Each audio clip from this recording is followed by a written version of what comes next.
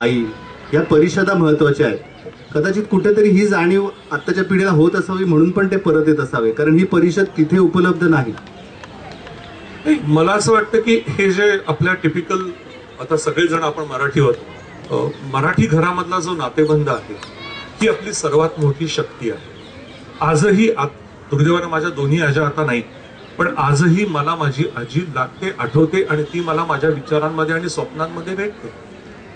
हे जे आहे तिचं नसून असणं माझ्यासाठी फार महत्वाचं आहे आणि हे मराठी घराची देण आहे. सर, एक विचारायचं वाटतं की तुम्ही परत आलात आपल्या देशामध्ये. जनरली आपण वैद्यकीय जे व्यावसायिक आहोत त्यांची मनाची अशी धारणा असते की एवढी आता पदवी मिळवली, एवढं पीडियाट्रिक सर्जरीमध्ये खूप यश मिळवलंय तर प्रायव्हेट प्रॅक्टिस सुरू करावी, भरपूर पैसा मिळवावा, टोलेजंग हॉस्पिटल्स बांधावी. पण सर, तसं न करता तुम्ही सरकारी हॉस्पिटलमधनं काम करण्याचा निर्णय घेतला. तर यामागे आपला काय हेतू होता? प्रायव्हेट प्रॅक्टिस न करता पब्लिक हॉस्पिटलमध्ये काम करणे, यामागचा हेतू काय?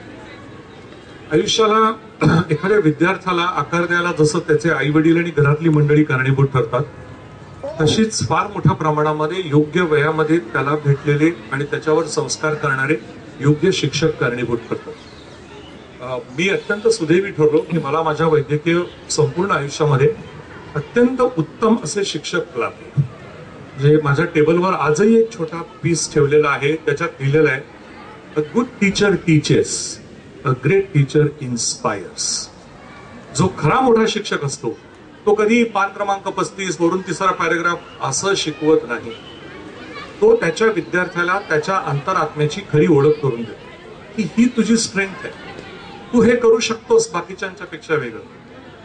ज्या वेळेला मी KM रुग्णालयामधनं 1988 साली पीडियाट्रिक सर्जरी या विषयामध्ये MCH पास झालो, त्यावेळेला तू म्हणतेस तसे ते दोन्ही पर्याय होते. पुण्याच्या दोन मोठ्या रुबी आणि जहांगीर दोन हॉस्पिटल्सचा इन्व्हिटेशन लेटर्सही होती हातामध्ये. पण त्यावेळेला माझ्या ज्या गुरुवर्या आहेत, ज्यांचं आणि माझं नातं हे आज केवळ गुरुवर्या आणि विद्यार्थी असं नसून मी त्यांचा मोठा मुलगा आहे, त्या म्हणजे डॉक्टर स्नेहलता देशमुख, मुंबई विद्यापीठाच्या कुलगुरू होत्या. आणि मॅडमनी मला सांगितलं की हे बघ संजय, तुझा हात चांगला आहे, तुझी प्रॅक्टिस चालेलच चालेल, तुला भरपूर पैसे मिळतील, पण त्या पलीकडे जाऊन तुझा जो मूळचा पिंड आहे तो शिक्षकाचा आहे.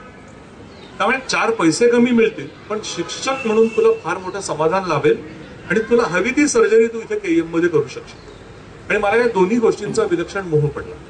मग 1 वर्ष करून बघू, 1 वर्ष करून बघू असं म्हणता म्हणता 32 वर्ष गेली. काही प्रॉब्लेम